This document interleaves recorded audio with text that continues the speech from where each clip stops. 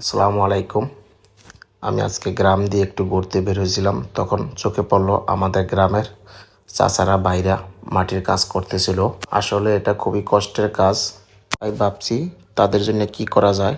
তাই তাদেরকে না জানিয়ে বাজারে গিয়ে তাদের জন্য স্পেশাল কাচ্চি নিয়ে আসি। তারা দেখে অবাক হয়েছে, পরে অনেক আনন্দও পেয়েছে।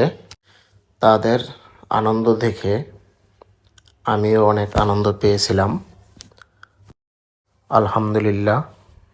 সবাই আমার জন্য দোয়া করবেন, লগে থাকবেন।